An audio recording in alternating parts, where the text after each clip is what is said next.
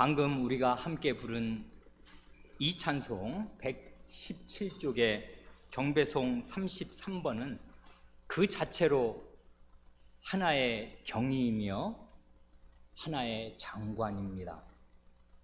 이게 작사 작곡 연대를 보면 놀라지 않을 수가 없습니다.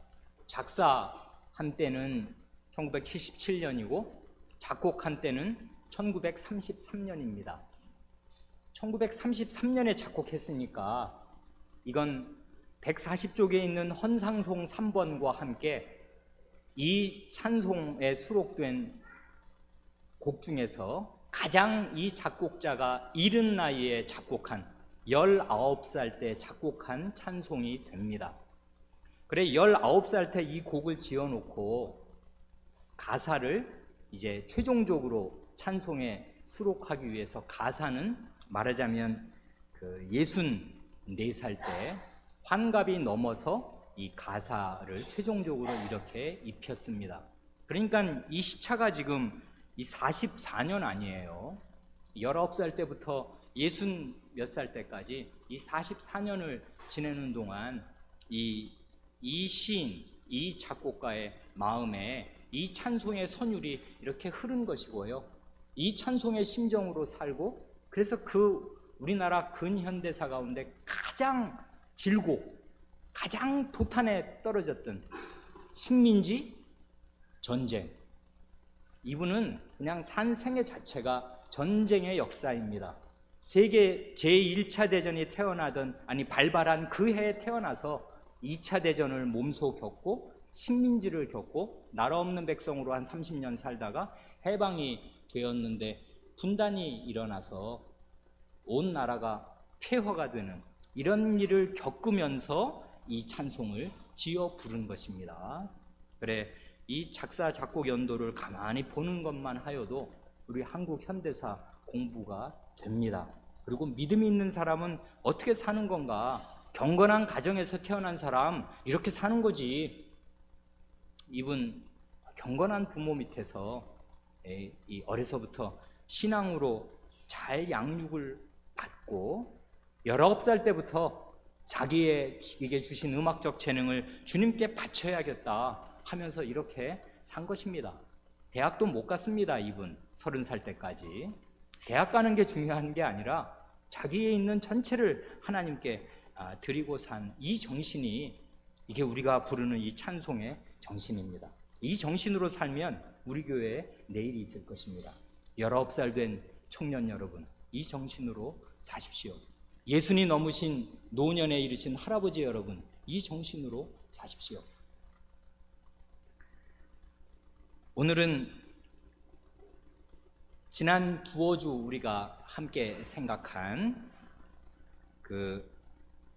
대유리문답 165문, 166문을 다시 이제 고백하면서 세례는 무엇이며 누구에게 베푸는 것인가를 다시 생각하겠습니다. 165문, 6문을 함께 고백합니다. 165문, 세례가 무엇입니까? 답, 세례는 그리스도께서 제정하신 신약의 성례인데 물로 씻어 아버지와 아들과 성신의 이름 안으로 연합시키는 이 성례는 그리스도 안으로 접붙여짐과 그리스도의 피로 죄 사함과 그분의 성신으로 거듭남과 양자 삼으심과 영생에 이르는 부활을 표시하고 인칩니다. 이로써 세례받은 사람은 보이는 교회에 속하도록 엄숙히 허락받고 전적으로 오직 주님의 것이 되겠다고 공적으로 밝히 서약하게 됩니다. 166문, 세례는 어떤 사람에게 베풉니까? 답, 세례는 보이는 교회 밖에 있는 사람에게 베풀지 않고 따라서 약속의 언약 밖에 있는 사람이 그리스도를 믿고 주님께 순종하겠다고 고백할 때 비로소 베풉니다. 또한 그리스도를 믿고 주님께 순종하겠다고 고백하는 부모 양편 혹은 한편의 유아들이 그런 점에서 언약 안에 있으므로 세례를 받아야 합니다.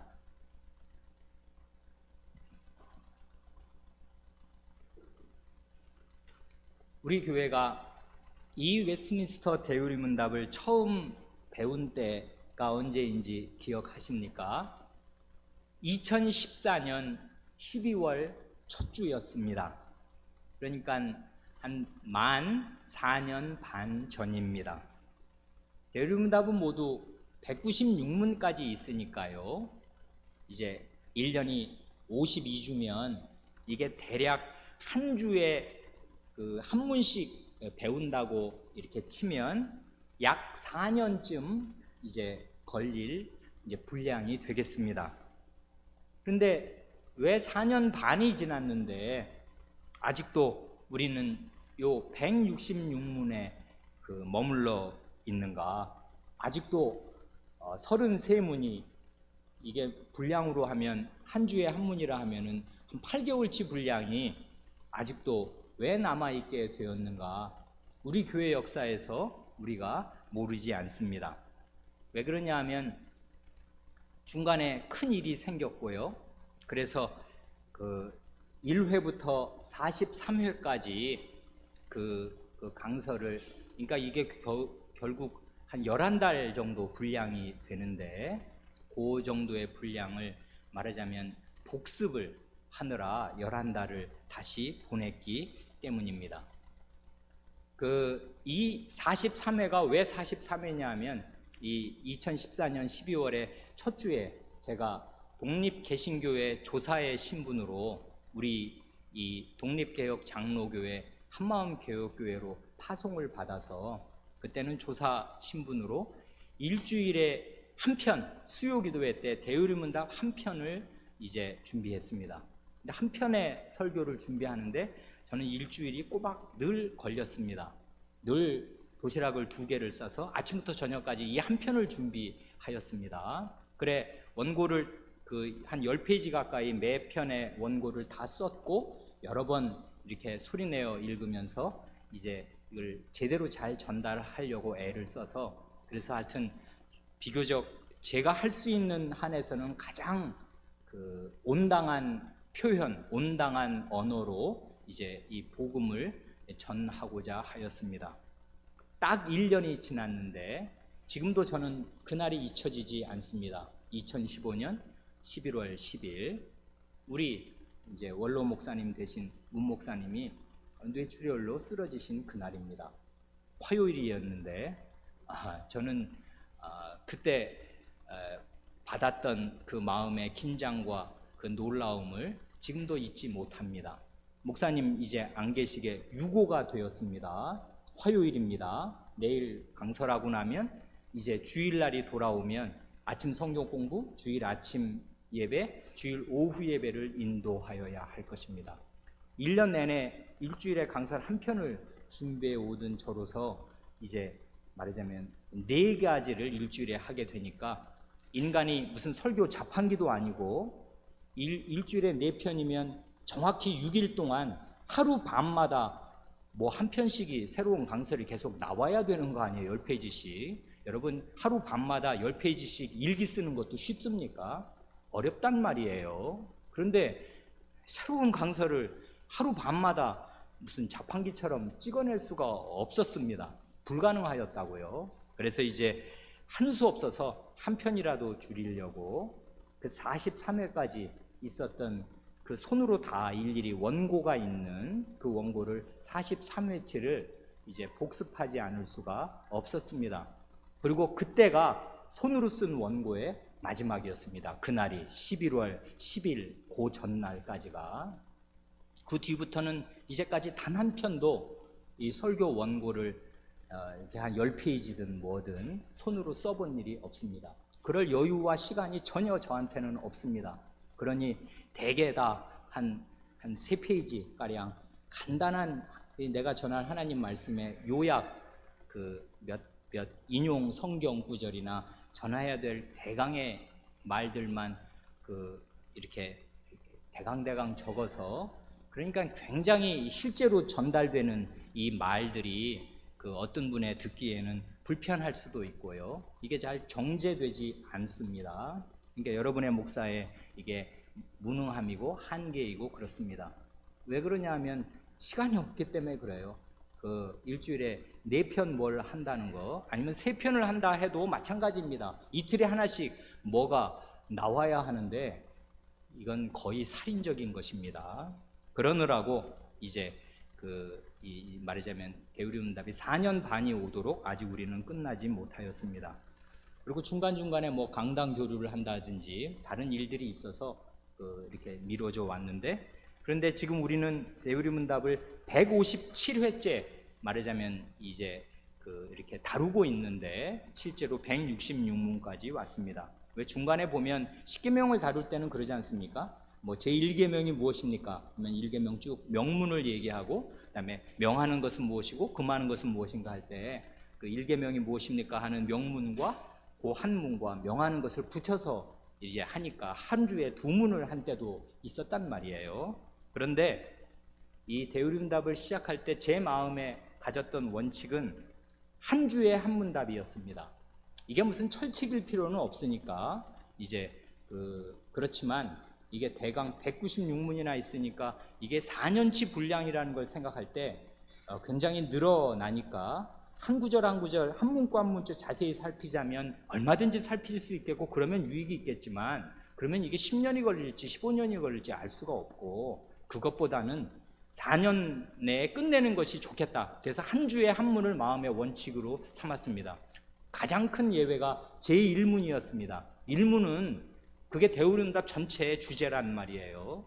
표지판이고, 그래서 1문은 6번을 아주 극히 이례적으로 다시는 그럴 일이 없을 6번으로 1문은 강서를 하였고, 그 다음부터는 하는 동안 할 수만 있으면 한 주에 한 문, 너무나 많은 아쉬움이 있고 너무나 하나님은 어떤 분이십니까? 뭐 수십 가지가 나오는데 딱 한 주로 그냥 지나갈 수밖에 없다 생각하고, 나중 건 나중에 하자, 4년 뒤에 하자 생각하고 한 주에 한 문씩 해오기를 힘썼습니다.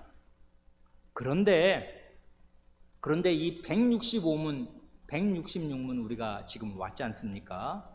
제 눈이 동그래졌습니다. 도저히 그냥 지나갈 수가 없겠다 생각하였습니다. 165문에서 저는 정말 이 대우리문답의 진가를 제 뼈에, 이 마음에 새기게 되었습니다. 이게 얼마나 우리들의 조상이 우리에게 너무나 넘치고 훌륭한, 돈으로 환산할 수 없는 얼마나 값진 유산을 주었는가 실감하게 되었습니다. 그래 이 165문을 사랑하고 사랑합니다. 이걸 보배로 여깁니다. 이렇게 잘 가르친, 세례대에서 이렇게 이 A부터 Z까지 다 가르친 그런 좋은 말, 그런 좋은 요리문답, 신앙고백 어디 있는지 저는 모릅니다. 그래 이 대우리문답을 사랑하고, 그래 발걸음이 떨어지지 않아서 오늘은 극히 이례적으로, 저로서는 지난 4년에 거의 없던 아주 예외적으로 이 165문, 166문의 내용을 다시 우리 교우분들과 함께 묵상하려고 합니다. 그런데 다른 방식이 아니라 여기 166문에 달린 증거 성구들이 있지 않습니까? 원래는 그게 진짜입니다. 다 이 성경 말씀에서, 이 성경 말씀을 잘 이해한 그 이해 위에서 이런 아름다운 고백들을 하게 된 거라고요. 결국 성경 실력인데요. 이게 이 개인에게나 그 교회나 목사에게 이게 관건입니다. 성경을 어디까지 알고 있는가, 어떻게 알고 있는가, 어느 깊이로 알고 있는가, 그것입니다. 결국은 그 교회라는 거, 목사라는 거, 신자라는 건 바로 그거지 않습니까? 그러니까 이제 이 하나님 말씀을, 여기 나온 하나님 말씀을 잘 이해하고 있는 거, 이게 우리에게 가장 중요한 일이어서 이걸 뭐 한 구절 한 구절 얘기하자면 오늘 주일 아침처럼 히브리서 12장 1절 한 구절만 가지고도 얼마든지 한 시간을 충분히 이야기하고도 모자랍니다. 그래서 이걸 다 보자면 정말 한도 끝도 없을 것입니다. 그렇지만 이제 그냥 넘어가기가 목사로서 너무 마음이 놓이지 않아서 꼭 교우분들께 드리고 싶은 말씀이 있어서 요 구절들을 간단하게 이제 살피고 넘어가려고 합니다. 그러니까 같이 거기 각주 1079번, 이건 1079번과 각주 1080번 크게 번호가 두 개인데 1079번은 성인 세례에 붙은 증거 성구들이고요. 그 다음 1080번은 유아 세례에 붙은 증거 성구들 아니에요. 그래, 다 읽어보셨겠는데 이게 왜 유아 세례에 해당되는 증거 성구야? 그런 거 마음 가운데 질문하시면서, 그러니까 이런 질문이 왜 좋냐 하면 이게 잘 이해가 안 되면요, 그때부터 마음속으로 묵상하고 생각하는 거라고요. 아니, 이분들은 이걸 왜 증거 성구로 넣었어? 이게 어떻게 이거 증거 성구가 돼? 하면서부터 공부가 시작되는 것입니다. 그게 진짜 공부입니다. 아, 그래서 넣었구나 하고 깨닫게 되면 이분들과 같은 성경 이해에 거의 도달하게 되는 것이라고요. 교회가 그래야 하고 신자가 그래야 합니다. 그래야 이 370년 전에 이분들이 도달했던 그 성경 이해에 도달하게 되는 것이고, 그래야 같은 믿음을 가지게 되는 것이고, 그래야 역사를 통하여 흐르는 주류의 신앙과 신앙의 그 같은 배를 타게 되는 것이에요. 그렇지 않으면 강변에 다 이렇게 흩어져 있게 되는 것입니다. 주류의 편승해서 함께 가지 못해요. 결국 저기 숲을 헤매다가 밀려나는 것입니다. 웅덩이 속에 말이에요. 그렇게 되지 않도록 언제든지 이 대우름답을 펴시면 증거 성구를 미리 읽어보시고, 이게 왜 증거 성구가 되는지 자기 마음 가운데 질문해 보시고, 그래서 아, 이러니까 증거 성구가 되었구나 생각해 보시고, 이해가 잘 안 되면 그 구절 성경 펴서 앞뒤 문맥 읽어보시고, 그렇게 하시는 것이 참 좋은 공부가 될 것이고요. 주일은 그러라고 있는 날입니다. 24시간이 주일 아니에요. 그래도 8시간은 주무셔야 될 거고 16시간이 있는 중에 밥 먹는 시간, 교회 예배 드리는 시간 빼도 많이 시간이 남지 않습니까? 이런 데 시간을 쓰라고 주일 하루를 주님이 주신 것입니다. 거기 보겠습니다. 거기 이제 1079번에 오늘 우리가 본문으로도 읽은 사도행전 2장 38절 39절 그리고 좀 넘어가서 41절이 나오네요. 사실은 이 구절에서 세례가 무엇인가에 관한 거의 대부분의 얘기가 나올 수 있습니다. 굉장히 중요한 이 증거 성구가 됩니다. 한번 보지요. 이 베드로의 그 오순절 강설은 정말 역사적으로 기념비적인 강설이었습니다. 그 중요성을 아무리 강조해도 지나치지 않습니다. 베드로가 그 사도단의 대표로서 11사도를 자기 뒤에 쫙 세우고서 대표로 말합니다. 이건 그리스도의 말씀이라고요. 그리스도의 전권 대사로서 이렇게 선언합니다. 너희가 회개하여 각각 예수 그리스도의 이름으로 세례를 받고 죄 사함을 얻으라.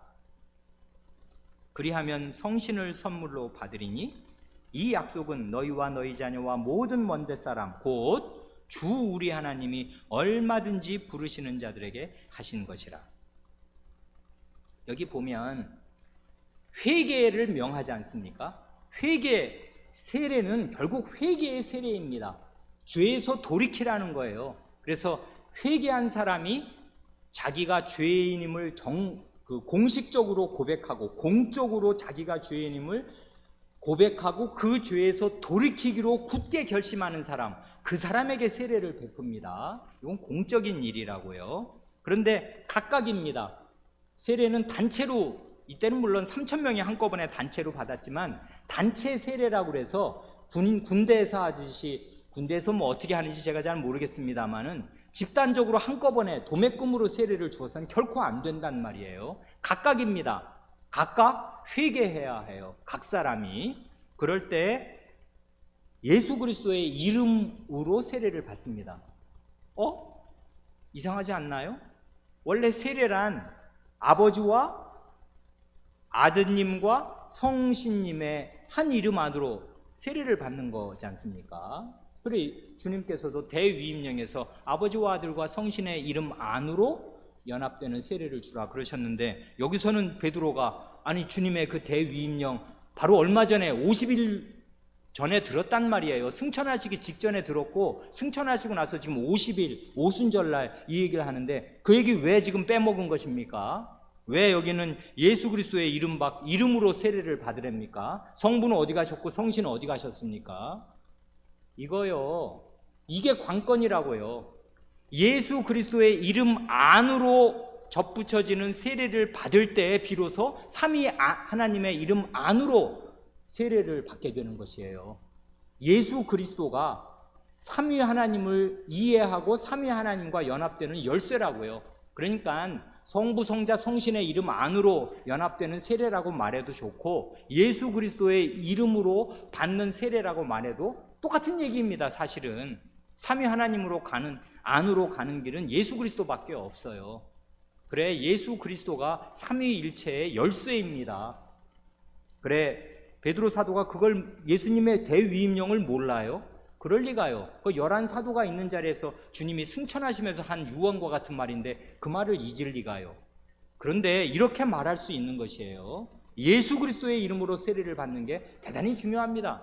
그러니까 세례 시문을 하기 전에는 언제든지 그 사람이 예수 그리스도를 제대로 알고 있는가 그것을 집중적으로 물어봅니다. 예수 그리스도의 이름 안으로 연합되어야 하기에 그래요. 그래서 세례를 받으면 뭘 얻는데요? 그 다음 보면 죄사함을 얻고요. 이건 분명한 거죠. 그 다음에 성신을 선물로 얻습니다. 이건 굉장한 거지 않습니까? 성신을 받아요. 죄사함과 함께 성신을 받는데 이 약속은 하나님이 얼마든지 부르시는 자들에게 하신 것이라 합니다. 여기 보면 지금 베드로의 이 짧은 말에 예수 그리스도, 성신, 하나님 삼위일체가 다 나오잖아요. 그리스도의 이름으로 세례를 받는 데에서 이 모든 것들이 이루어진다고요. 이 성신을 선물로 받는 일, 그리고 그것이 바로 회개하고 예수님의 이름으로 세례를 받는 것이 바로 뭘 뜻하냐면 하나님의 부르심을 받는 것을 뜻하는 것입니다. 그러니까 하나님은 자기 마음 가운데 자기 자녀가 될 사람들을 영원 전에 자기 마음 가운데 새기셨거든요. 내가 이 사람은 구원하리라. 이걸 하나님의 선택이라고 그러지 않습니까? 이 하나님의 선택은 그건 하나님 마음속에 있는 비밀이어서 절대로 알 수 없어요. 어떤 사람도 하나님의 마음을 까볼 수가 있나? 누가 어디라고 하늘에 올라가서 하나님 마음을 열어본단 말이에요. 불가능합니다. 그런데 그 하나님의 영원전 선택이 역사 가운데 부르심으로 나타난다고요. 내가 하나님의 택함 받았나? 여러분 궁금하시죠? 어떻게 알 수 있냐면 이렇게 알 수 있다고요. 하나님이 부르셔요. 지금 하나님의 부르심이 어떻게 나타나는 것입니까? 베드로를 통해서 부르신다고요. 사도와 목사를 통해서 복음으로 부르신다고요. 무슨 복음? 예수 그리스도의 복음으로 부르시는 그때가 바로 하나님의 부르심을 받는 때입니다. 이런 방식으로 하나님이 자기 사람들, 자기 새끼들, 하나님의 자식들, 하나님의 영원전 선택하신 그 백성들을 부르신다고요. 역사 가운데에서 그리스도의 복음으로, 사도적인 복음으로 부르십니다. 이렇게 되면 그 말을 받는 사람들이 생깁니다. 이 사람들이 누굴까요? 하나님이 부르시는 사람이고 하나님이 선택하신 사람들이라고요. 하나님의 선택은 이런 식으로 확인되는 것입니다. 복음을 들어야지, 복음을 받아야지. 그러면 죄를 알고 회개하지. 그러면 그 죄 사함을 받는 거지. 그리고 이 세례를 받는 거지 하는 것입니다. 여러분 이때 세례 받는다는 거 공적인 일이라고요. 왜 165문에서 이로써 엄숙히 교회 안으로 들어오는 걸 허락받고 이제 오로지 전적으로 주님의 것으로 살겠다고 서약하지 않습니까? 이거 보통 일 아닙니다. 여러분 이때가 언젠가 생각해 보세요. 오순절이라고요. 예수님 이게 돌아가시고 승천하신 지 며칠이나 된 거예요. 2달도 안 된 것입니다. 지금 예수님 두 달? 예수님이 부활하시고 이제 말하자면 40일 동안 땅에 계시고 승천하시고 10일도 안 돼서 오순절, 그러니까 6월절부터 오순절까지가 그게 50일 아니에요. 그러니까 예수님이 6월절 어린 양으로 잡혀 돌아가셨는데 6월절 날 죽으신 예수님이 이제 이 오순절이 될 때까지 지금 50일밖에 2달밖에 안 됐으니까 2달 동안 사회 분위기 횟가닥 뒤집어졌습니까? 전혀요. 예수님을 못 박아 죽인 그 시퍼런 서슬이 푸른 그 집권자들이 여전히 있던 그때입니다. 그리고 이 뒤에 보세요. 여긴 사도행전 지금 2장인데요. 사도행전 6장, 7장 가면은 스데반 죽어나가지 않습니까? 그리고 예루살렘에 있는 사람 다 체포당해가지고 감옥에 쳐넣어진다고요. 그리고 해외 원정까지 가서 예수쟁이들 다 잡아들이고, 여전히 예수 믿으면 어떻게 되나? 잘못하면 죽습니다. 이거 안 그렇습니까? 예수님 잡혀 죽은 지 지금 2달도 안 지났다고요. 그런 때에 그 나사렛 이단의 이름으로 세례를 받는 것이에요.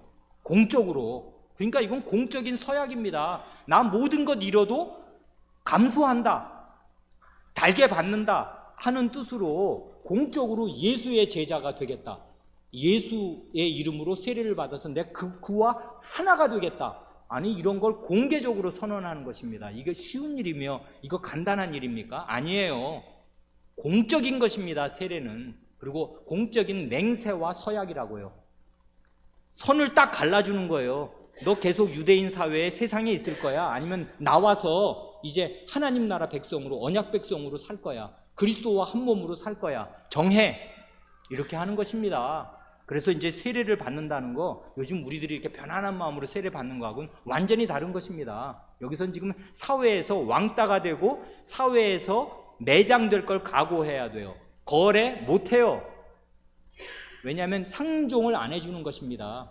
유대인 예수 믿는다고 나사렛 이단을 좇기로 하면 저건 이단자라고, 돌에 맞아 죽을 놈들이라고 다 이렇게 생각하는 유대인들의 세력이 막강하게 있는 이때에 내가 세례받겠다, 그 나사렛 이단의 이름으로 세례받겠다, 이렇게 하는 것입니다.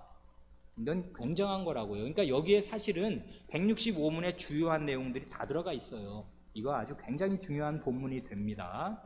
이건 지금 예루살렘과 유대에서 이루어지는 일 아니에요. 그런데 복음은 예루살렘과 온 유대와 그 다음 사마리아 땅끝까지 가야 되지 않습니까? 그래서 그 다음 증거선고 2개가 더 있잖아요. 사도행전 8장 16장, 요거는 지금 사마리아와 땅끝까지 복음이 퍼져나갈 때마다 어떻게 세례를 받고 주님의 교회 안으로 들어오는가, 그런 지금 이 얘기들이 이제 질서 있게 이렇게 증거선고로 잡혀 있는 거 아니에요. 그 다음이 8장 12절이네요.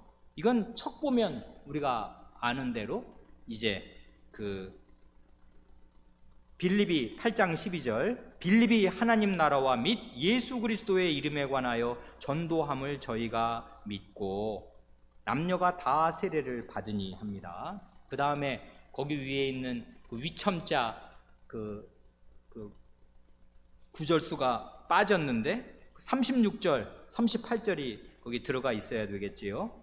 36절은 길 가다가 물 있는 곳에 이르러 내시가 말하되, 이건 드디어 복음이 이제 사마리아 경계를 넘고 이제 저기 해외, 아직은 땅은 유대 땅 아니지만 사람은 에티오피아 내시입니다. 유대인도 아니고 이제 말하자면 완연한 이방인, 그것도 내시, 성전 예배에 들어올 수 없는 그런 사람에게도 이제 세례가 베풀어지는 장면이, 이제 복음이 점점 퍼져나가는 장면이 나오는데, 사마리아에서 빌립이 복음을 전했을 때 이건 대단히 의미심장한 말을 합니다. 이 사람이 뭘 전하냐 하면 하나님 나라와 예수 그리스도의 이름에 관하여 전도합니다.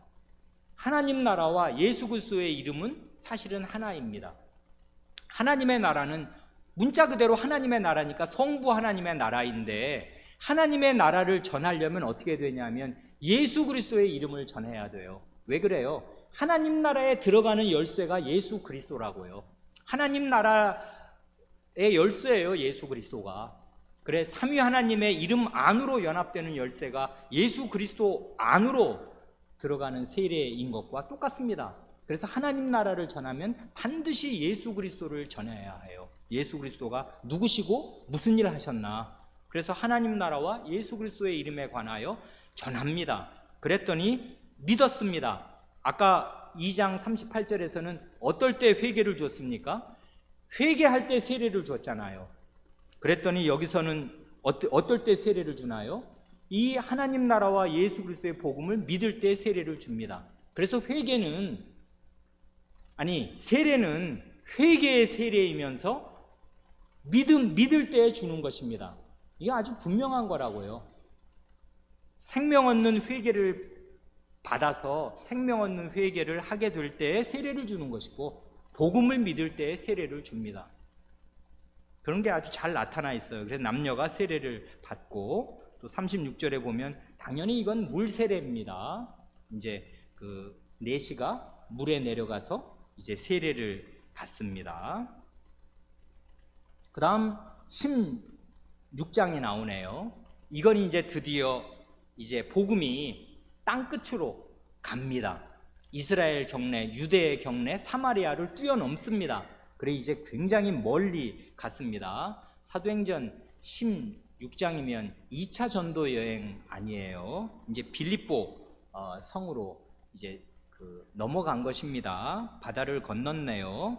그래 여기 15절인데, 사도행전 16장 15절인데 앞절부터 읽으면 더 좋습니다. 앞절을 한번 읽을 테니까 들어보세요. 두아디라 성의 자주장사로서, 이건 에베소 거기 근처에 있는 이 바다 건너편에 있는 곳 아니에요. 원래는 이 사람이 두아디라 성의 자주장사로서 하나님을 공경하는 루디아라 하는 한 여자가 들었는데, 이 루디아가 두아디라 성 여자인데 비단 장사입니다. 그런데 지금 이제 빌립보에도 자기 집이 있고, 이 사람은 굉장히 부유한 사람이었고 장사 수완이 좋아서 이제 아주 부자 유대인이었는데, 이 사람이 들었습니다. 그런데 복음을 들었다고요. 그랬는데 그 다음 말이 중요한데, 주께서 그 마음을 열어 바울의 말을 청종하게 하신지라 합니다. 이게 관건이에요.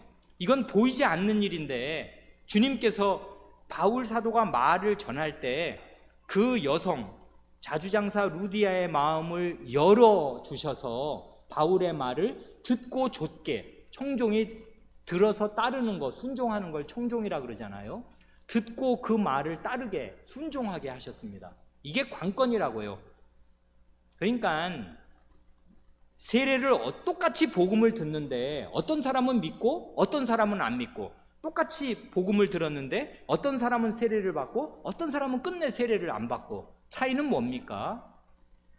알 수 없는 신비의 영역이 있어요. 똑같이 복음을 들어도 하나님께서 그 마음을 열어서 그 복음을 듣고 순종하게 해주시는 그런 은혜를 베풀어 주신 사람이 있고, 그러지 않은 사람이 있는 것입니다. 우리는 알 수가 없는 거지요. 그런데 이 여성은 그런 은혜를 받았습니다. 그 결과가 뭐예요? 15절, 저와 그 집이 다 세례를 받고, 여기 집이 들어갔습니다. 루디아와 그 집 식구들을 말하는 거겠네요. 다 세례를 받고, 그 다음 세례받은 결과가 나오는데 이렇게 나옵니다. 우리에게 청하여 가로되, 이 우리라는 말은 사도 단 아니에요. 바울 사도 누가 그 선교팀 말이에요. 우리를 청하여 가로되, 만일 나를 주 믿는 자로 알거든 내 집에 들어와 유하라 하고 강권하여 있게 하니라. 여기 보면 세례, 아까 믿을 때 세례를 주잖아요. 회개할 때 세례를 주고 복음을 믿을 때 세례를 주는 건데, 난 세례 받았어요. 당연히 믿는 사람이니까 세례를 받은 거지요. 그러니까 내가 주를 믿는 자로, 나를 신자로 아신다면은 우리 집에 들어와서 머무십시오. 왜냐하면 이분들은 지금 빌립보로 전도하러 갔는데 집두절도 없단 말입니다. 아무것도. 그런 형편을 다 알고, 근데 이분 세례받는 날 이런 거예요. 이건 놀라운 일 아닙니까? 세례받은 교인이 그 첫날 말이에요, 강권하는 게 뭐예요? 사도 단을 자기 집에 모셔야 되겠다, 그것입니다. 여러분, 그 목사 자기 집에 모셔서 한 이틀 같이 자면은 얼마나 여러분 불편하신지 다 아시죠? 밥은 어떻게 해요? 새끼. 빨래는 어떻게 해요? 왔다 갔다 하고 나중에 입은 투옥됩니다. 잡혀가지고 흠씬 얻어맞는다고요. 그러면 누가 어디 집에, 여기 이놈 누구야? 딴 데서 들어온 놈, 외국인 놈인데 이놈 어디서 머물렀어? 누가 이 뒷돈 대주는 거야? 조사 나온다는 거 아닙니까? 불리하단 말이에요. 그런 걸 다 위험이 있을 수 있습니다만은, 이 사람이 세례받은 사람으로서 자기에게 이런 생명의 말씀을 전해준 이 주님의 대사, 주님의 사도를 존중하는 마음이 딱 생겨서 굉장한, 이거는 개인으로는 희생을 감수하는 거예요. 자기 집을 내준다는 건 보통 일이 아니지 않습니까? 그리고 손님이 누가 들어와 있으면 사는 게 다 불편해진단 말이에요. 그리고 공개를 해야 돼. 먹을 거, 빨래 다 이렇게 제공을 해야 될 거 아니에요. 부비라도. 그러니까 이런 걸 다 할 만한, 즐겨 이 선교 팀을 지원하는, 자기의 생활과 자기 돈으로 말이에요. 자기 집안 형편으로 이렇게 지지하는, 이런 교회에 딱 헌신하는 그런 생활 태도가, 하나님의 복음 사역에 헌신하는 태도가 세례 받은 날 딱 나타났어요. 굉장한 변화죠. 이런 거는. 이런 것입니다. 그래, 저와 그 집이 그날 다 세례를 받았습니다. 거기까지를 이제 성인 세례의 증거 성구로 이렇게 달아 놨습니다. 그 다음 1080번으로 가면 이제 유아 세례의 증거 성구들이 나오는데, 이게 다 유아 세례의 증거 성구들이지만 유아 세례는 누구한테 주는가? 그건 그리스도를 믿고 순종하겠다고 그 고백하는, 그렇게 서약한 한편 또는 양편 부모의 자녀, 이렇게 되니까 그 앞부분의 얘기가 더 계속 나오는 것 같습니다. 그래, 이제 세례의 그 참뜻을 밝히는 그 성경 구절들이 그 뒤에도 쭉 나옵니다. 골로새서 2장 11, 12절이 나오는데 이 구절 참 좋습니다. 세례가 무언가를 정말 잘 가르쳐 줍니다. 골로새서 2장 11, 12절. 또 그 안에서 너희가 손으로 하지 아니한 할례를 받았으니 곧 육적 몸을 벗는 것이요 그리스도의 할례니라. 굉장한 지금 그 비유를 사도가 말하는 것입니다. 신약 신자 골로새 교인들이니까 이 사람들 지금 할례 받은 사람들입니까? 골로새가 어디 있어요? 이거 이방인 지역이란 말이에요. 이 사람들 할례 받았습니까? 아니라고요. 지금 그게 문제가 된다고요. 골로새에는 할례를 받은 사람들이 아닌데 실제로는 그리스도의 이름 안으로 연합되는 세례를 받은 사람들인데, 세례받은 여러분 신약 신자를 가리켜서 뭐라고 말하냐면 당신들 그리스도의 할례 받은 사람들 아니야, 이렇게 말한다. 그리스도의 할례라고 말해요, 세례를. 그러니까 이건 지금 구약 시대의 할례와 신약 시대의 세례를 딱 붙이는데 아주 절묘하게 붙여서 표현할 때 신약의 세례를 가리켜, 물 세례를 가리켜 그리스도의 할례라고 말합니다. 그런데 할례 그러면은 우리 흔히 말하는 왜 포경수술 그거 아니에요. 그런데 여기서는 그런 손으로 하는, 왜 할례는 다 옛날에는 뭐 지금도 마찬가지겠지만 그 포경수술 하려면 결국 의사가 손으로, 그때는 부모가 손으로 해야 될 거 아니에요. 그런데 손으로 하지 않은 할례를 받았습니다. 그런 식의 포피를 잘라내는 그런 할례를 받은 게 아니라 그 원래 할례의 뜻이 원래 뭔 거였냐면 육적 몸을 벗는 것입니다. 이게 아주 세례와 할례의 핵심 아니에요. 타락한 전인, 죄에 찌든 그 몸과 영혼을 포함해서 바사르, 육이라고, 사르크스, 육이라고 하는 것입니다. 육, 성경에서 육이라고 할 때는 죄의 영향력 아래에 있는, 구원받지 못한, 언약 밖에 있는 그 몸, 그 사람 전부, 전인, 육의 육이라고요. 육적 몸, 그러니까 육의 몸이니까 그 말이라고요. 두 번 반복한 것이라고요. 육의 살, 그걸 벗어버리는 게 세례고 할례입니다. 원래 할례를 하나님께서 제정하실 때 그 살을 잘라버리는 것은 그것입니다. 너 이런 타락한 육신으로는 너 지옥 가는 거지. 하나님 백성 어림도 없는 거지. 잘라내라 하는 것이에요. 그런데 세례는 뭐예요? 육적 몸을 벗는 것이라고요. 그래서 이게 그리스도의 할례가 됩니다. 그 다음이 이제 아주 구체적으로 그 말이 나오지 않습니까? 어떤 식으로 육적 몸을 벗나? 너희가 세례로 그리스도와 함께 장사한 바 되고 또 죽은 자들 가운데서 그를 일으키신 하나님의 역사를 믿음으로 말미암아 그 안에서 함께 일으키심을 받았느니라. 세례의 뜻을 너무나 잘 설명해 줍니다. 세례는 뭐예요? 그리스도와 함께 장사되는 것입니다. 죽어서 무덤에 들어가는데 이건 물세례니까 말하자면 수장되는 것이에요. 수장. 물고기 밥이 되는 거라고 물속에 빠져 죽는 것입니다. 세례 받는다는 건 원래 그런 뜻이에요. 그래서 옛날 말씀드린 대로 고대 교회에는요, 지하실에 예배당이 있으면 지하실이 세례받는 곳이었어요. 거기 운물이 있어요, 지하실 바닥에. 그래서 땅 밑에 음부의 세계로 내려가서 거기서 세례를 받는 것입니다. 그리고 나서 세례받으면서 어떻게 돼요? 물속에 수장되는 거예요.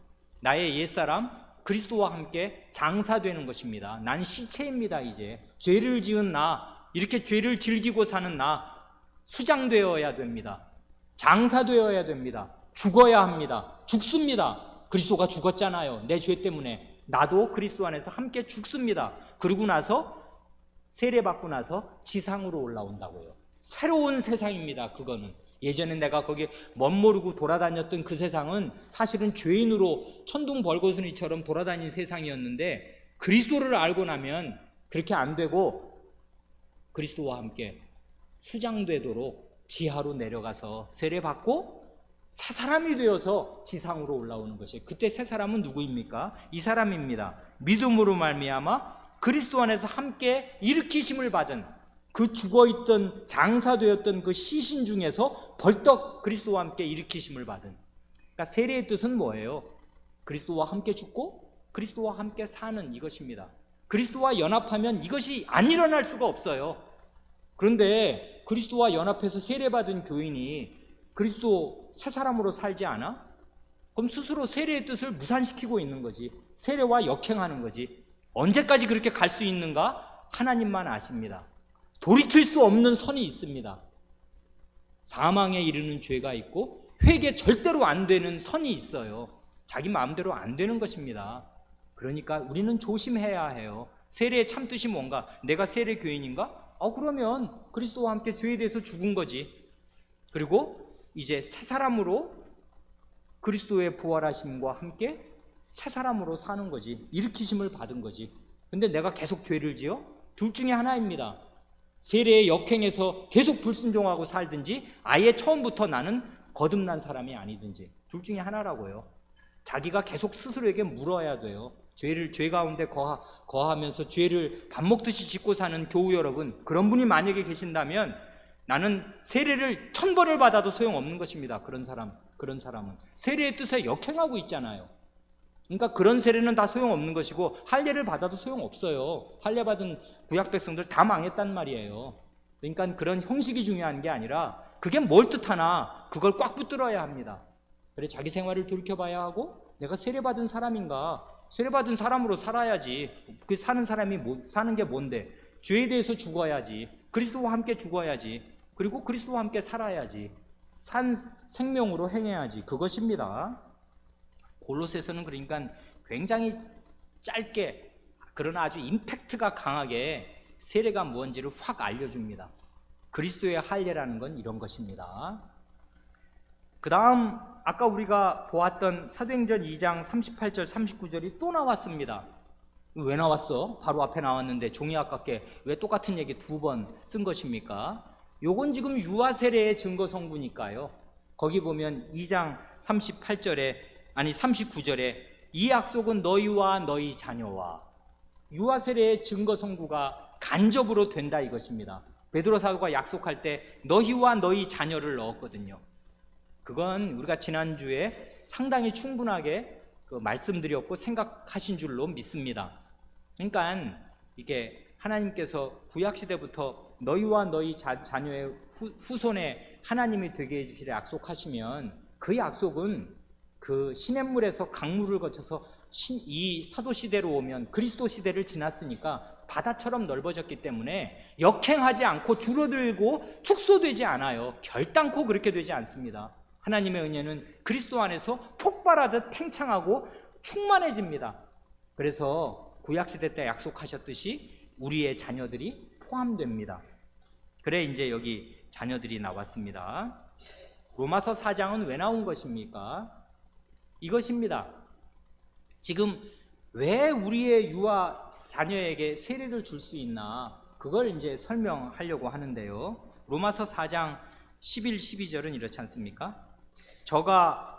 저는 이게 아브라함인데요. 아브라함이 할례의 표를 받은 것은 무할례 시에 할례 받기 전 때에 믿음으로 된 의를 인친 것이니, 여기까지만 일단 보죠. 이건 어린 사람들이 보면 이게 뭔 말이래? 어렵지 않습니까? 지금 말이. 아브라함이 여기 보면 세례에 관한 아주 중대한 표현이 나왔지 않습니까? 표와 인, sign and seal, 요 두 가지가 딱 나왔어요, 여기에. 그러니까 세례를 은혜 언약의 표와 인이라고 말할 때 그런 말, 이 신앙 고백의 말들이 다 성경에 뿌리를 두고 있는 것입니다. 그냥 오다 가다가 생각나니까 쓴 말들이 아니란 말이에요. 표와 인입니다. 세례는 은혜 언약에. 그런데 세례의 전신인 할례의 표를 아브라함이 받았는데, 받은 것은, 이 할례의 표시라는 것은 이걸 어느 때 받았냐 하면 할례 받기 전에 하나님을 이 사람이 창세기 15장에서 믿었습니다.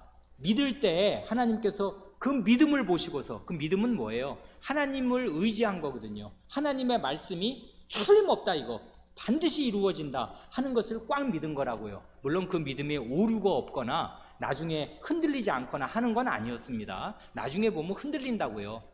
그런데 어쨌든 창세기 15장에서 하나님께서 이러이러한 일을 내가 네게 베풀어 주겠다고 말씀하시니 그 말씀을 그냥 믿었습니다. 15장에서 말이에요.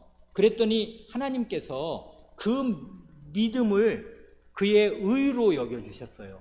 이게 아까 우리 주님께서 내 믿음대로 될지어다 이런 말씀하고 아주 비슷한 거잖아요. 그까짓 게 뭐라고. 하나님 당연히 의지하고 살아야지. 죄인이, 특별히 피조물이 창조주 의지하지 않고 어떻게 존재가 유지가 돼요? 숨 쉬는 거 하루라도 할 수 있어요? 하나님이 없으시면.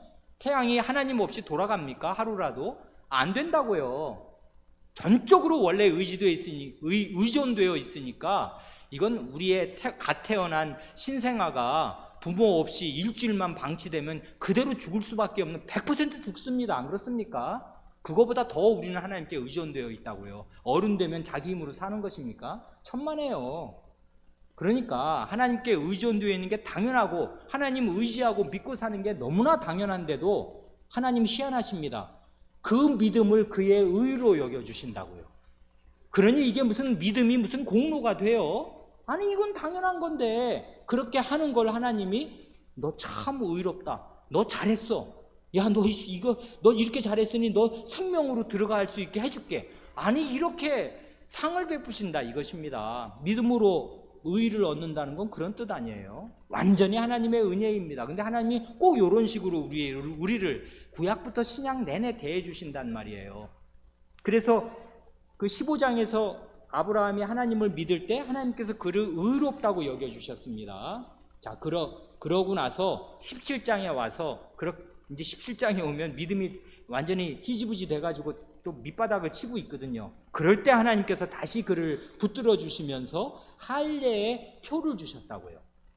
그러니까 순서를 보면 창세기 15장과 17장을 보면 믿음으로 하나님 앞에서 의롭다 하심을 받은 그 아브라함에게 이제 할례라는 표를 주셔서 도장을 꽝 찍어 주셨다, 그 뜻입니다. 그러니까 할례는 은혜 언약의 표시요 도장이 됩니다. 그 뜻이에요. 그렇게 됨으로써 아브라함은 두 종류의 사람에게 조상이 다 됩니다. 어떤 사람에게 조상이 되냐면 할례 받은 사람의 조상이 되기도 하고 할례 받지 않고 믿은 사람들의 조상이 되기도 합니다. 그렇잖아요. 창세기 15장에서 이미 이 사람은 믿음으로 의롭다 하심을 받아서 아직 할례 받지 않은 상태에 믿음으로 의롭다 하는 도장을 꽝 받았기 때문에 이 사람은 그런 믿음을 좇아서 아브라함을 따라 하나님을 믿는 사람들의 조상도 됩니다. 믿음의 조상이에요. 동시에 17장에 가면 할례를 받음으로써 그 할례, 너와 내 후손의 하나님이 되리라고 할례로 약속하여 주시니까 이제 할례자들, 할례 받은 유대인들의 조상도 당연히 됩니다. 그런 얘기를 지금 하고 있어요. 그러니까 우리는 할례를 받든 할례를 받지 않든 믿음으로 아브라함의 조상이 된다, 그 얘기를 합니다. 그 다음 구절입니다. 그 다음 구절을 보려고 오늘 아주 예배적으로 교우분들과 함께 이 165문, 166문을 다시 한번 보고자 하였습니다. 왜 그러냐면 우리 교회에 여기에 해당되는 분들, 부녀들이 계시기 때문에 목사로서 이걸 그냥 넘어갈 수가 없어서 이 구절을 보고자 하는 것입니다. 여기 고린도전서 7장 14절이 거기 나와 있는데요. 이걸 제대로 읽으려면 그 앞에 10절부터 읽으면 더 좋습니다. 그래서 오늘 본문으로 고린도전서 7장 10절부터 14절을 우리는 읽은 것입니다. 7장 10절부터 보면 이렇습니다. 이 사도가 이제 고린도 교회에 지금 명하는 거지 않습니까? 혼인한 자들에게 내가 명합니다. 고린도 교회가 어딘지 아시죠? 거기 아가야 지방, 고린도는 항구 도시 아니에요. 그래, 이건 굉장히 부유하면서도 동시에 성적으로 굉장히 문란한 지역이었습니다. 항구 도시는 다 그렇잖아요. 우리나라 부산도 그렇고 뭐 목포도 그렇고 거긴 되게 사창가가 많습니다. 뱃사람들이 이 장시간 항해한 뱃사람들이 그 항구에 배를 내리고 나면 제일 먼저 찾는 게 술과 여자란 말이에요. 돈은 있고 이러니까. 그래서 이제 그 동네가 고린도 전체가 부자 동네면서도 돈이 막 이제 막 왔다 갔다 하면서 동시에 성적으로 문란한 그런 지역이었습니다. 거기에 교회가 세워졌어요. 근데 하나님이 그 지저분한 도시였고 문란한 도시였습니다만은 그 사람들을 아끼셨습니다. 이 성에 내 사람들이 많다 하셔서 그 고린도에 오래 머물면서 복음을 전해서 교회가 섰는데 그 교회에 이런저런 문제 많았지 않습니까? 그 교회에 지금 말씀을 전합니다. 뭐랍니까? 혼인한 자들에게 내가 명합니다. 그런데 여기 보면 가로 안에 말이 있네요. 명하는 자는 내가 아니요 주시라 합니다. 지금 사도로서 명하는 게 아니라 주님의 명령을 전합니다. 그러니까 이건 더 정신 차리고 들어야 합니다. 주님이 이렇게 말씀하셨습니다. 뭐 하라고요? 한마디로 뭐 하라는 것입니까? 이혼하지 말아라, 그것입니다. 이게 주님의 명령입니다. 부녀 여러분, 그리고 남편 여러분, 이혼하면 안 됩니다. 이게 주님의 명령이라고요. 뭘 하십니까?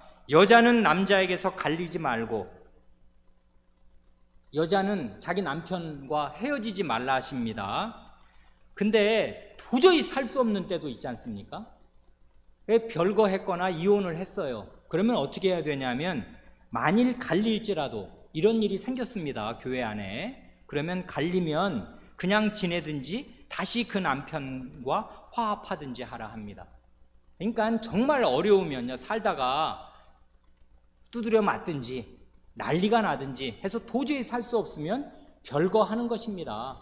그리고 심지어 이혼이라도 하면 하는 것입니다. 그러면 어떻게 해야 되냐면 그냥 지내야 됩니다. 그냥 지내라는 말이 뭐예요? 재혼하면 안 된다 그거예요. 그냥 살아야 됩니다. 혼자서 독신으로, 말하자면 이혼녀, 이혼남으로 그냥 남은 생에 살든지 아니면 전 남편에게로, 그 원래 남편에게로 돌아가서 살라 이것입니다. 이게 주님의 명령입니다. 이 말 잘 들으십시오.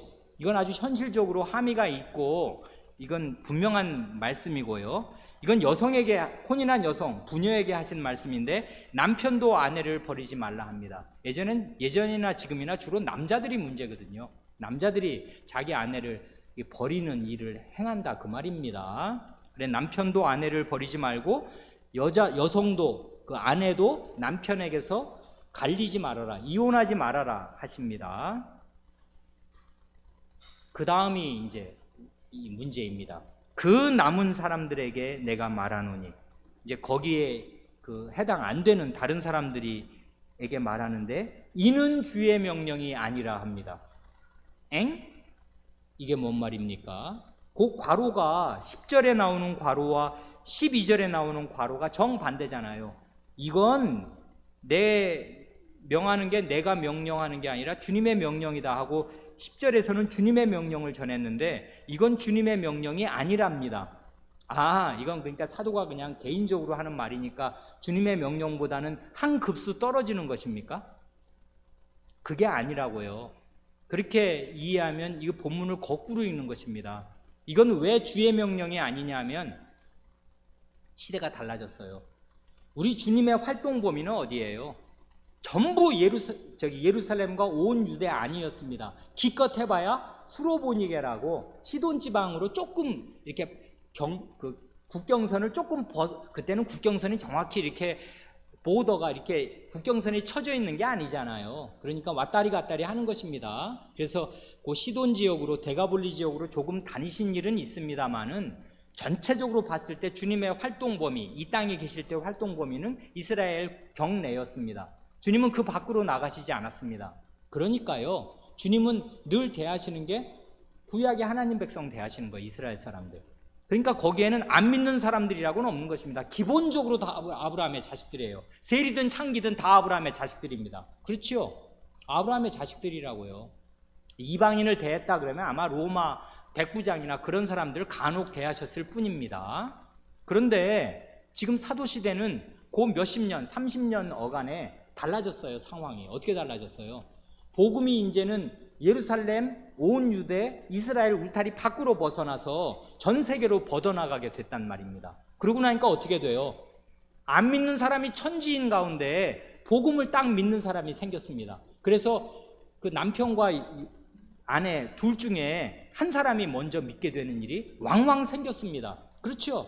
대개 여성들이 사회적인 약자고 이런 사람들이 복음을 잘 믿습니다. 어렵지 않습니까? 희망을 복음에 둔다고요. 힘 있는 남자들 복음 잘 안 믿어요. 그런데 여성들이 복음을 믿어서 먼저 예수님 믿는 신자가 되었다 이 말입니다. 고랬을 때 하는 얘기예요. 그런 사람들에게는 어떻게 하라는 말을 예수님은 할 필요가 없었습니다. 왜냐하면 그런 상황이 예수님에게는 안 왔고, 예수님이 이 땅에서 일하실 그 33년 동안에는 그런 사람들에 관한 교훈을 전하실 필요가 일체로 없었습니다. 다 하나님 백성이니까 이혼하면 안 되지, 누구든지 간음하는 일 외에 혼인서약을 정면으로 깨뜨려서 혼인서약을 무효로 돌려버리는 그런 간음죄 이외에 어떤 식으로든 뭐 성격이 달라? 어쩌고 저쩌고 이혼 안 됩니다. 어떤 경우에도 이혼 사유 안 돼요. 사별하든지 아니면 간음해서 갈라서든지 둘 중에 하나밖에 없습니다. 사람이 이혼할 수 있는 거는 상대방이 죽든지 아니면 간음죄를 범하든지 하는 거 외에는 이혼 못해요. 이게 주님의 말씀이었다고요. 그래서 아까 주님의 말씀으로 전하는 것 아닙니까? 갈리지 말아라, 이혼하지 말아라. 그런데 그 말씀 안 듣고 이혼했어? 그러면 평생 혼자 살아야지. 아니면 다시 재결합하든가, 둘 중에 하나밖에 없는 것입니다. 여러분, 이 주님의 말씀 아주 엄중하게 들으십시오. 이혼은 안 됩니다. 그런데 이제 다른 상황이 생겼어요. 어떤 상황? 둘 다 안 믿어. 안 믿다가 한 사람이 믿게 됐어. 이런 일이 왕왕 생겨요. 그러면 어떻게 돼 이거? 한 사람은 믿고 한 사람은 안 믿어. 남편은 안 믿고 부인만 믿어. 우리 교회도 이런 부녀들이 있단 말입니다. 이런 경우 어떻게 해야 되냐 이거예요. 이 얘기를 하는 것입니다. 이렇게 말합니다. 이건 주의 명령이 아니라 하는 말을 오해하면 안 되는 게, 주님의 말씀이 아니고 이건 내가 사적으로 하는 말이다 이런 말이 전혀 아니고요. 이건 사도적인 명령이다 이 뜻입니다. 주님이 이 땅에서 하신 말씀이 아니고 하늘에 계신 주님께서 자신의 사도를 통해서 하시는 말씀이니까 사실상 이게 주님의 명령입니다. 본질은 똑같아요. 완전히 주님의 명령인데 이는 주의 명령이 아니라고 말하는 이유는 주님께서 땅에 계셨을 때 이걸 입을 열어서 가르치신 일은 없다 그 얘기입니다. 그렇게 이해를 해야 합니다. 그러면 결국은 명하는 자는 내가 아니요 주시라 하는 말이나 이는 주의 명령이 아니라 하는 말이나 사실은 똑같이 됩니다. 다 주님의 말씀입니다. 이 성경이 사도가 쓰면 그게 사도의 말이고 주님의 말씀 아닙니까? 다 주님의 말씀이라고요. 어떤 주님의 말씀? 높아지신 주님의 말씀이라고요. 이는 주의 명령이 아니라 하는 것은 낮아지셨을 때 땅에서 하신 주의 명령이 아니고 이제는 높아지신 그리스도께서 사도를 통해서 하시는 명령입니다. 더 권위 있습니다. 사실은 똑같은 주님의 말씀입니다. 그런 주님이 뭐라고 명하십니까? 만일 어떤 형제에게, 이건 형제니까 믿는 신자인데 남자입니다. 기혼 남자가 예수님을 믿었는데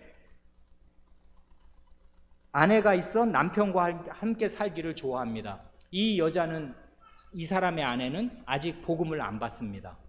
나는 뭐 같이 그때 남편이랑 같이 바울이라는 사람 만나서 얘기 들었는데 나는 뭐 안 믿어지고 너 허황되게 보여. 무슨 사람이 죽었다가 살아난대. 난 그런 거 못 믿어. 이상하게 안 믿어집니다. 이 여성은, 이 부녀는. 근데 그 남편은 아니야, 난 믿어. 나 세례 받았어요. 뭐 이렇게 하고 온 것입니다. 근데 둘이 원래 금슬이 괜찮았어요. 가끔 싸우기도 합니다만은 안 믿는 사람이라고 다 부부간에 원수로 지내는 거 아니지 않습니까? 금술 좋은 부부 있다는 거 아닙니까? 그래, 이 여자가 안 믿는 이 아내가 자기 믿는 남편하고 어쩌다 살다 보니 이 사람이 밖에 나갔다 오더니 예수 믿게 됐는데 그 사람하고 살기를 원하는 것입니다. 그러면 저를 버리지 말라 합니다. 이게 주님의 말씀이라고요. 그러니까 안 믿는 남편이랑 산다고 혹은 안 믿는 그 아내랑 산다고 이혼해야 되는 거 아니란 말이에요. 이게 주님의 말씀이란 말이에요. 반대로 13절, 어떤 여자에게 믿지 아니하는 남편이 있어 아내와 함께 살기를 좋아하거든 그 남편을 버리지 말라. 우리 교회의 형편입니다. 안 믿는 남편하고 같이 부부 생활을 긴 생활을 하고 있어요. 어려움 참 많으시겠습니다. 그런데 남편이 너 자꾸 교회 나가니까 교회 나가지 마 이렇게도 합니다마는, 그러나 뭐 때리는 것도 아니고 교회 나간다고 교회를 전혀 못 나가게 막으면 이건 굉장히 문제가 됩니다. 어떻게 해야 될 건가? 그건 따로 생각할 문제입니다마는 신앙생활을 결정적으로 완전하게 방해하지 않는 한 나는 뭐 남편은 그래 뭐 믿어, 그 대신 이거 좀 제대로 해주어, 이런 정도로 신앙생활을 결정적으로 완전하게 못하게 가로막지 않는 한 믿지 않는 배우자와 이혼하면 안 된다고요. 근데 이걸 모르는 사람도 있어요. 우리 가까이에 이런 걸 모르고서 무슨 목사의 헛된 지도를 받고서 자기가 예수 믿는 남편이 안 믿어, 애도 있는데 이혼하는 것입니다. 그냥 그렇게 하고 집을 뛰쳐나온 사람도 있어요. 왜 그런 것입니까? 그 목사, 그 사람, 그 신자 하나님 말씀 안 읽은 것이에요. 고린도전서에 이렇게 분명하게 나와 있는데 왜 성경을 안 읽는 것입니까? 왜 모르는 것입니까? 이렇게 명명백백하게 알려주시는데, 믿지 않는 배우자와 살더라도 그 배우자가 나와 함께 살기를 좋아하면 같이 살아라 하는 게 주님의 명령이라고요. 이게 사도적인 명령입니다. 이유가 중요합니다.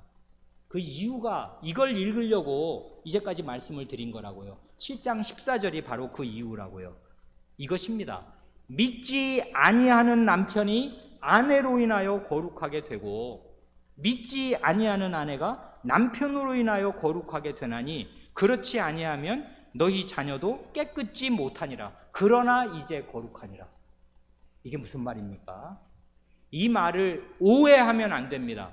이 말을 잘못 사용해가지고 나 지금 이제 처녀인데 선 봤어. 근데 뭐 교회 안에는 마땅한 총각이 없네. 근데 선을 봤는데 킹카가 걸렸네. 끝내줘. 딱 내 스타일이야. 직업 좋아, 잘생겼어, 성격 좋아, 집안 좋고 다 좋아. 결혼하고 싶은데 딱 하나가 안 맞아. 뭐예요? 교회를 안 나가네. 그런데 여기 성경 봐. 믿지 않는 남편이 아내로 인하여 거룩하게 된대잖아. 그러니 그게 전도지 뭐야? 결혼해가지고 교회 데리고 나오면 될 거 아니야. 요렇게 요즘 사람들은 생각합니다. 이렇게 생각한 지 오래됐습니다. 우리나라 교회들이. 이건 완전한 배교입니다. 이에 대해서는 너무나 여러 번 설교했기 때문에 다시 반복할 필요도 없습니다. 믿음을 저버리는 거라고요.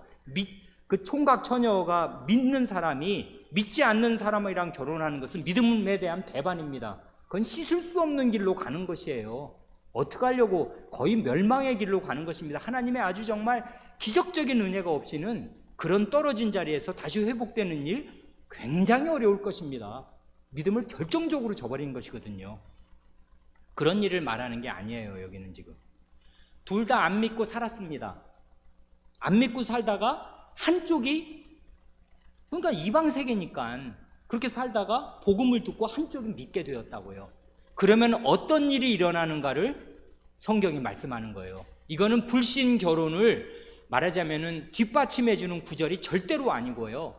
이미 불신 상태에 살다가 두 배우자 중에 한 편이 먼저 믿게 된 경우에 이런 일이 생긴다 하는 걸 알려주는데, 어떤 일이 생기는 것입니까? 이런 일이 생깁니다. 신자가 되면 거룩하게 살고 싶고 하나님의 뜻대로 살고 싶습니다. 그런데 집안에 돌아가면 교회 올 땐 좋아, 하나님 말씀 들으면 이렇게 살아야지 하는데 집에 가보면 어떻게 돼요? 안 믿는 남편하고 살면 어떻게 되냐고요. 안 믿는 시집에도 가야 되고 뭐 안 믿는 이런저런 일들이 많이 생겨요. 집안에서 뜻이 안 맞아. 가장 중요한 문제에서 그런 일 왕왕 생기지 않습니까? 얼마나 어려우십니까? 안 됐죠, 참. 그러다 보니 마음에 이런 생각을 하게 됩니다. 갈라설까? 정말 신앙적으로 살려면 이 갈라서는 게 확 혼자 살지 뭐. 갈라서고 혼자 사는 게 이게 하나님 제대로 믿고 사는 거 아니겠어? 라고 생각할 수가 있습니다. 자꾸 안 믿는 남편 때문에 혹은 안 믿는 아내 때문에 내 이 믿음 생활, 이 거룩한 생활이 계속 침해를 받는다고 생각하는 것입니다. 그런데요, 하나님의 말씀은 반대입니다. 정반대 방향을 얘기하고 있어요. 어떻게 돼요? 믿지 않는 남편이 믿는 아내 때문에 거룩하게 됩니다. 믿지 않는 아내가 믿는 남편 때문에 거룩하게 돼요. 이 거룩하게 된다는 말은 무슨 말이냐면요, 하나님의 관심권 안에 있게 된다 그것입니다. 하나님께로 구별되는 상태로 있게 된다 그것이에요. 이 사람 지금 구원받는다 그 뜻 아닙니다. 여러분, 믿지 않는 사람에게 전도했을 때 어떤 배우자가 한 사람 믿었다고 나머지 안 믿던 상대방 배우자도 반드시 믿어서 구원받게 됩니까? 철칙이에요. 그런 일 철칙이 아닙니다. 안 믿는 사람 끝까지 안 믿고 죽을 수도 있는 거예요. 근데 여기 거룩하게 된다는 건 뭐냐 하면, 둘 중에 안 믿다가 한 사람이 예수님 믿고 하나님께로 오면 그 사람은 하나님 백성이잖아요. 그게 남자든 여자든 아내든 남편이든 하나님의 백성이 되잖아요. 그러면 하나님께서 이 사람은 내 사람이다, 내 것으로 삼으셨어요. 그런데 얘는 원래 그 전에 안 믿는 상태로 원래 살다가 결혼해서 배우자가 있는 걸 하나님이 모르시냐고요. 안다 이것입니다. 하나님이 아시면 어떻게 돼요? 야, 이 내 백성이, 내 백성과 한 몸을 이룬 불신자가 있네, 이 사람까지 내가 관심을 가지고 돌봐야겠다 하는 하나님의 관심권 안으로 들어오게 된다 이것입니다. 거룩하게 된다는 건 그런 뜻이에요. 이건 굉장한 능력을 말하는 것이에요. 어떤 능력이요? 불신자 남편과 신자 아내가 살면 불신자 남편이 신자 아내에게 끼치는 부정적이고 나쁜 영향력이 더 센 게 아니고 거꾸로라고요. 어떻게 해요? 신자인 아내가 하나님의 은혜를 받음으로 말미암아 불신자인 남편에게 끼치는 거룩한 영향력이 더 세다 이것입니다. 이게 하나님의 약속이고 하나님의 말씀이라고요. 믿지 않는 남편이 아내로 인하여 거룩하게 된다. 거룩이라는 건 하나님께 속했다 이거지 않습니까? 하나님께 속한 영역 바운더리 안으로 들어오게 돼요. 왜 그래요? 그러니까 그 여성에게 계속 빛이 비치잖아. 이 사람은 주일마다 교회 가잖아. 빛을 받아. 그러면 후광이 쫙 생기는 것이에요. 이 빛이야. 이 여성은 빛이야. 그 자체로 자체 발광이 돼요. 하나님의 빛이 비치잖아. 말씀의 빛이. 그러니까 말을 하거나 행동을 하거나 살림을 하거나 모든 면에서 빛으로 살아요. 그러면 그 집이 훤해지는 것입니다. 그래서 그 어두움 가운데, 캄캄한 어두움이지 아직도 안 믿는 남편은, 그 어두운 남편에게 빛이 비춰지는 거예요. 믿는 아내에게도 믿는 아내가 빛을 비치게 되고, 믿는 남편이 믿지 않는 아내에게 빛을 비치게 되는 것입니다. 그래서 그 가정이 빛 가운데 있게 돼요. 빛의 영향권 안에 있게 돼요. 이런 의미에서 하나님께 속하게 되고 하나님의 관심권 안에 있게 됩니다. 하나님이 그런 불신자 남편의 경우에는 이 세상에 완전히 하나님을 안 믿는 불신자와 하나님이 다른 관심으로 그를 지켜보고 계시고 은혜를 베풀려고 하나님이 여러 방면으로 애를 쓰고 계신다 그 말이에요. 그래, 여기 맨 마지막 말이 아주 결정적으로 중요한데, 그렇지 않다면, 이런 일이 없다면, 믿지 않는 남편이 믿는 아내 때문에 하나님의 거룩한 영향권 안에 들어오는 일이 없다면 니들 자녀 어떻게 되니? 믿지 않는 남편하고 사이에 낳은 애 어떻게 되냐고. 걔는 아직 몰라. 예수님도 모르고 하나님도 몰라. 그러면 걔도 깨끗이 못하게 된다 이 말입니다. 남편도 안 믿으니 거룩하지 못하고 깨끗하지 못하고 네 자녀도 깨끗하지 못한데 그러나 이제 거룩하니라. 한 여자가 그 집안에서, 불신 집안에서 한 여자가 믿었다는 거, 엄마가, 그 아내가 믿었다는 거는 결정적으로 중요한데 그 사람이 빛의 통로가 될 것입니다. 그래서 그 남편도 영향을 받게 될 것이고 문제는 그 자식이 깨끗하게 되고 거룩하게 됩니다.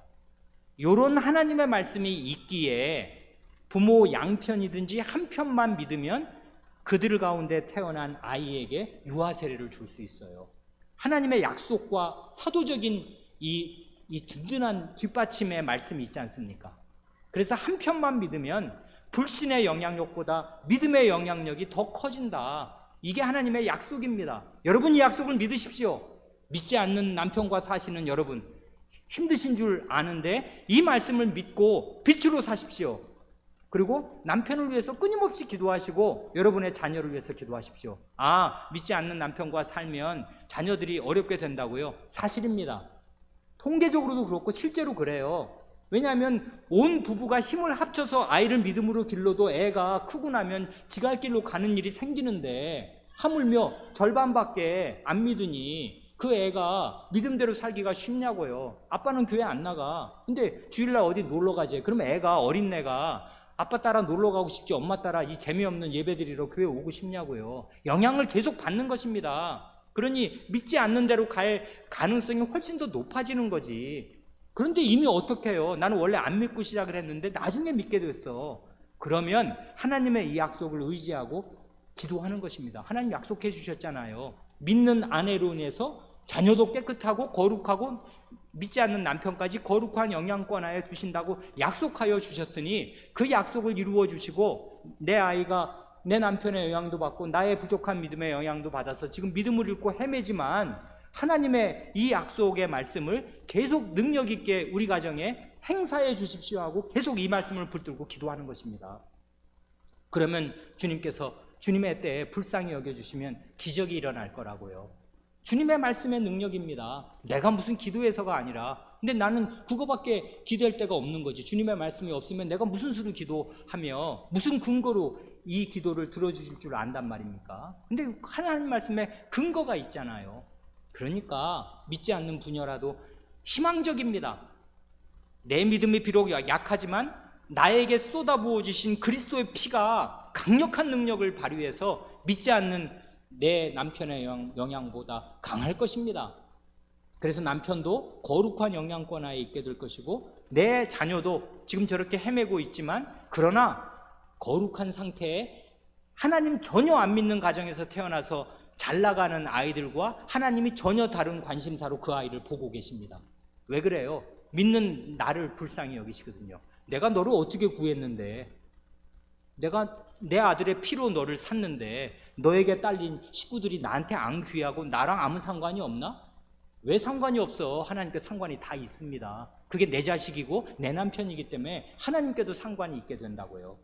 이런 게 신자에게 주시는 하나님의 은혜입니다. 그러니까 이거는 굉장히 은혜가 넓어지는 거라고요. 지금 이제 불신 세계에 이 복음이 퍼져나갈 때 하나님의 은혜가 이렇게 힘있게 역사해서 그 불신 가정들을 이런 방식으로 조금씩 거룩한 영향권 안에 두시고 계속 그 복음을 이제 그 능력 있게 펼쳐 나가십니다. 몇 구절들이 더 남아 있는데 이제 그 시간이 너무 많이 가서 여기까지만 말씀드리고 나머지는 우리 교우분들 자습에 맡기겠습니다. 이 고린도전서 7장 14절의 뜻을 우리 교우분들과 함께 새기고 싶어서 이 말씀을 오늘 다시 한번 보았습니다. 함께 기도드리겠습니다.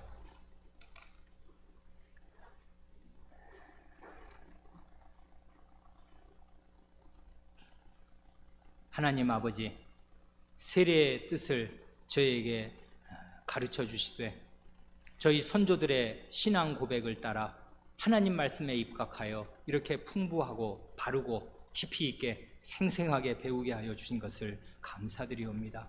하나님의 말씀은 깊고 넓으며 저희가 믿음으로 살 수 있는 모든 방면의 모든 말씀을 이미 다 하여 주셨는데 저희가 게으르고 무지하며 완고하여서 자기 생각에 매이고 자기 생각대로 하여 어두움을 자초하는 때가 많이 있사옵니다. 주님, 저희를 불쌍히 여기시고 하나님의 말씀을 힘써 배우게 하시고 하나님의 말씀에서 빛을 얻게 하여 주시옵소서. 저희 가운데 믿지 않는 남편과 사는 부녀들이 여러 가정 있는 줄을 주께서 아시오니 그 어려운 형편, 그 말 못할 형편을 하감하여 주시고 불쌍히 여겨주시며 더욱 힘을 주시고 그 믿는 교우에게 향하는 하나님의 사랑과 은혜와 빛이 더욱 강력하게 그 믿지 않는 배우자와 자녀들에게까지 역사할 수 있도록 은혜를 베풀어 주시옵소서. 우리 구주 예수님의 이름으로 기도하옵니다. 아멘.